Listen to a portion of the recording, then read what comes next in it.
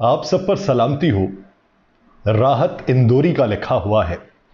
जिंदगी की हर कहानी बेअसर हो जाएगी। हम न होंगे तो ये दुनिया दर बदर हो जाएगी। जुगनुओं को साथ लेकर रात रोशन कीजिए। रास्ता सूरज का देखा तो सहर हो जाएगी। नाज़रीन, मैं हूं यासिर रशीद और आप मेरा व्लॉग देख रहे हैं। नाज़रीन, ICC men's cricket world cup 2023 का मेला इस वक्त जारी है। इसमें पाकिस्तानी टीम के सेमीफाइनल में जाने के चांसेस जो बढ़ रहे थे, वो आज के मैच में गूम कैफियत का शिकार हो गए। बहुत से लोग हिम्मत हार बैठे हैं। बहुत से लोग ये समझते हैं कि पाकिस्तान सेमीफाइनल के अंदर नहीं जाएगा। उन लोगों को लगता है कि इतने बड़े मार्जिन से पाकिस्तान नहीं जीत सकता। उन लोगों को ये भी लगता है कि अफगानिस्तान जो है वो एक बड़ा मार्जिन बना सकता है और अफगानिस्तान को सपोर्ट हासिल है इंडिया की। बातें आपकी सारी ठीक। अफगानिस्तान से बात करते हैं, फिर न्यूजीलैंड पे बात करेंगे, फिर पाकिस्तान और इंग्लैंड के मैच पे बात करेंगे। अफगानिस्तान को सपोर्ट इसलिए भी है कि अफगानिस्तान को जो पिचेस मुहैया की जा रही हैं वो कैलकुलेटेड पिचेस मुहैया की जा रही हैं। इसका जब स्केड्यूल बना था ICC men's cricket world cup 2023 का, तो पूरी कैलकुलेशन के बाद इंडिया की फरमाइश के ऊपर ये मैचेस तरतीब पाए थे। इंडिया ने एफएन बट्स की सूरत हाल से निकलने के लिए अपना सबसे आखिर में मैच रखा था और सभी ये जानते हैं। सभी लोगों को यह भी मालूम है कि गुज़श्ता मैचेस में जिस तरीके से बात ये हो रही थी कि जितने भी बॉलर हैं उसमें टिम साउथी है, उसमें पाकिस्तान के हारिस रऊफ हैं, शाहीन शाह हैं, या दुनिया के डेविड मिलर हैं, जितने भी लोग हैं वो बॉल करवाते हैं जो दुनिया के बेहतरीन बॉलर्स में शुमार होते थे। सेंटनर ने बॉल करवाई या किसी और ने करवाई तो उनका उस हद तक स्विंग नहीं हो रहा जिस हद तक 2-2 feet 2.5 feet swing Indian team का हो रहा है और अफगानिस्तान की टीम का हो रहा है। तो बातें ये भी हुई कि इन्हें गेंद अलग फराहम किया जाता है, उसके ऊपर बहुत बहस मुबाहिसा हो चुका। ये होता रहा कि उसकी सीम मुख्तलिफ होती थी, वो मोटी है, और दूसरी टीमों को जो दी जाती थी वो पतली है, जिसकी वजह से वो ज़्यादा स्विंग होता था। गेंद के हवाले से जो रिसर्च बताती है वो एक बॉक्स के अंदर होती है। बॉक्स के अंदर से वो सेलेक्ट करते हैं, जो क्या नाम है, अंपायर्स होते हैं। अंपायर्स वो सेलेक्ट करके बॉल्स को रख देते हैं। दोनों एंड्स पे बॉल इस्तेमाल की जाती हैं। पहले ये होता था कि एक ही बॉल सिर्फ इस्तेमाल की जाती थी पूरे मैच में 50 ओवर्स में। अब 2 बॉल्स का इस्तेमाल किया जाता है, एक एंड के लिए, दूसरे एंड के लिए। यानी दोनों अंपायर्स के पास अपनी अपनी बॉल होती है। जो इधर से बॉल करवा रहा है वो उसको वो अंपायर देगा, जो दूसरी तरफ से करवा रहा है उसको वो देगा। यानी 25-25 ओवर्स एक गेंद से करवाए जाते हैं। तो इस वजह से लोगों ने ये राय रखी, हसन रजा साहब ने वो शुदनी छोड़ी, जिसके ऊपर बहुत सारे लोगों ने कहा कि यार बातें आप करें लेकिन इस तरह की तो ना करें कि हमें हजीमत का सामना करना पड़े। सारी चीज़ें जो इंडिया के हक में हैं वो पिचेस उनके हक में है। उनकी एक्सपर्टीज उसके ऊपर है। उन्होंने पूरी भरपूर तैयारी उसकी करवा रखी थी और उन्होंने छोटे बेटे के तौर पे अफगानिस्तान की टीम को मैदान में उतारा था। उन्होंने उनको भी भरपूर तरीके से बताया, उनको बैकअप किया, उनको सारी इंफॉर्मेशन दी, उनको बाकायदा बायोमैकेनिकल तर्ज के ऊपर सिखाया गया कि इस तरीके से इन पिचेस को अगर हम आपको मुहैया करते हैं तो उसका इस्तेमाल किस तरीके से करना है। जिस तरीके से ऑस्ट्रेलिया और अफगानिस्तान का मैच हुआ तो इब्तदाई तौर पे जो क्रिकेट के एक्सपर्ट्स थे जिनको पता था इन सारी चीज़ों का, वो ये राय रखते थे कि अफगानिस्तान की टीम ऑस्ट्रेलिया पे भारी पड़ेगी, क्योंकि उन्हें मालूम था कि ये पिच जो है ये अफगानिस्तान की फेवर में बनाई गई है। और हम सब ने देखा कि अफगानिस्तान की फेवर में जो पिच बनी थी, 7 आउट जो हुए वो 7 आउट किस तरीके से हुए हैं, ये एक्सेप्शनल था। ग्लेन मैक्सवेल का वहां पे खड़े हो जाना और उसका खेल को पेश करना। अब उसमें कुछ चीजें हैं,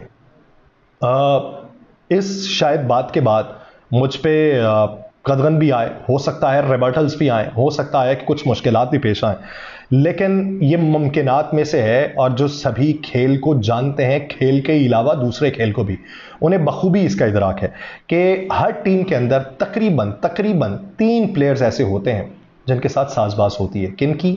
सभी को मालूम है कि किनकी होती है। वो बॉल बाय बॉल भी होती है कि कौन सी बॉल को वाइड करवाना है, कौन सी बॉल को नो करवाना है, कौन सी बॉल पे चौका खाना है, या कौन सी बॉल को बाउंसर मारना है, या आपने कौन सी बॉल को सिर्फ टिप करना है, कौन सी बॉल पे स्वीप शॉट खेलनी है, कौन सी बॉल पे आपने छक्के की कोशिश करनी है, कौन सी बॉल पे आपने कैच करवाने की कोशिश करनी है, या आपने इस पे रन्स लेने हैं या इस पे नहीं लेने। ये हर टीम के अंदर 3 प्लेयर ऐसे होते हैं और ये मुमकिनात में से है कि ऑस्ट्रेलिया के मैच में ग्लेन मैक्सवेल वो हों जो उनके शिकंजे में ना आए हों, क्योंकि क्रैम्प्स के बावजूद क्रीज पे खड़े रहना और वहाँ से सबसे बड़ी बहादुरी तो उस प्लेयर को जानी चाहिए। ये मामला दूसरी तरफ से भी हो सकता है कि ऐसे फंसे हुए मौके के ऊपर कि जब अफगानिस्तान को ये लगे कि ये विकेट अगर गिर जाएगी तो हमारा काम बेहतर हो जाएगा, जब आपको ये भी पता हो कि आगे जो प्लेयर खड़ा है वो 1 इंच टच से मस नहीं हो रहा, वो ना क्रीज से बाहर निकल रहा है ना राइट लेफ्ट हो रहा है, तो आप उसको बॉल करवाएं और मुंह में बॉल फेंकना शुरू कर दें, तो ये जिन्होंने बॉल्स करवाई हैं उनको भी मालूम होगा या जो इसको परखते हैं उनको भी मालूम होगा कि या तो उस एंड से ये कोशिश की गई है कि इस तरीके से जितवाया जाए या दूसरे एंड से इनकार हुआ है जिसकी वजह से इस तरह की परफॉर्मेंस देखने में आई है। अब इरफान पठान साहब ने सुनील शेट्टी साहब को बुला के, अदनान समी साहब को बुला के या दीगर लोगों को बुला के उससे पहले सेलिब्रेट की थी अफगानिस्तान की जीत को, और वो सेलिब्रेशन में पाकिस्तान के हवाले से बातें हुई। उस मैच के अंदर जितने भी भारत के यूट्यूबर्स थे उन्होंने ये बात की कि ये मैच में जो गेम चेंज हुआ है तो ये पाकिस्तान का टाटा बाय बाय हो गया। जो बात करते हैं कुदरत के निज़ाम की, वो कुदरत का निज़ाम ख़त्म हो गया, तो अफगानिस्तान ये मैच ले गया। उसके बाद ग्लेन मैक्सवेल ने खड़े होकर ये बताया कि इस तरीके से परफॉर्म किया जाता है या इस तरीके से किसी दूसरी पावर को इनकार करके भी खड़े रह के अपनी टीम को जीत दिलवाई जा सकती है।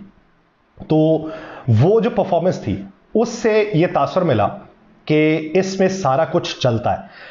अब पाकिस्तान के लिए आगे बढ़ने के बाद उस पर आता हूं, पाकिस्तान के लिए आगे बढ़ने के चांसेस जो लोग समझते हैं कि मादूम हो चुके हैं, उन लोगों को इस बात का बखूबी इदराक होना चाहिए कि ये जो एक मैच होता है ये $1 मिलियन पे मुहित होता है, लेकिन पाकिस्तान और इंडिया का जो मैच होता है उसमें जो गेट मनी है वो ऊंट के मुंह में जीरे के बराबर होती है।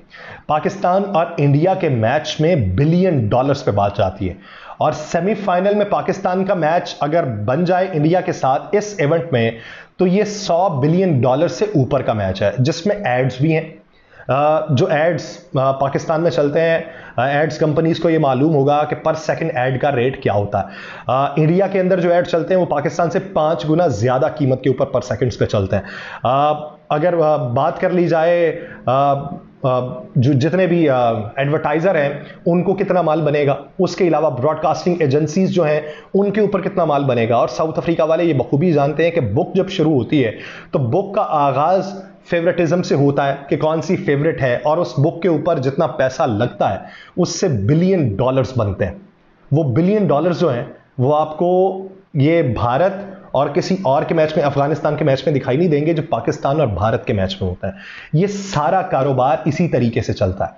अब लोग जो समझते हैं कि 200-250 के मार्जिन से क्या पाकिस्तान इंग्लैंड से जीत सकता है, वही इंग्लैंड जिसने नीदरलैंड से 160 रन के बड़े मार्जिन से मैच जीता है। चूंकि नीदरलैंड की टीम कमज़ोर है, लेकिन इस सब के बावजूद भी पाकिस्तान जब नीदरलैंड के मद्दे मुकाबिल खेला था तो पाकिस्तान की परफॉर्मेंस क्या थी। इंग्लैंड की बॉलिंग मजबूत है तो पाकिस्तान किस हद तक उसका मुकाबला कर सकता है। इसमें पाकिस्तान के सेमीफाइनल में जाने के 80% चांसेस अभी भी मौजूद हैं, जिसमें खेल ज्यादा उनसर नहीं रखता, जिसमें माल ज्यादा उनसर रखता है।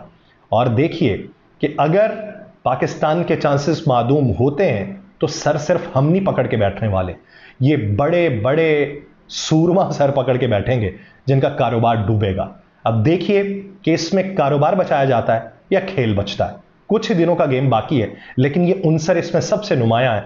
इसलिए अगर आप ये समझते हैं कि आपके जज्बात की वजह से, एहसासात की वजह से ये गेम हार जीत का शिकार होती है, तो कतई तौर पे नहीं। इसके पीछे और भी लोगों के एहसास और जज्बात और सरमाया मौजूद होता है। तो सरमायादाराना निज़ाम के खेल का इंतज़ार कीजिए। मुझे दीजिए इजाज़त। अल्लाह निगहबान।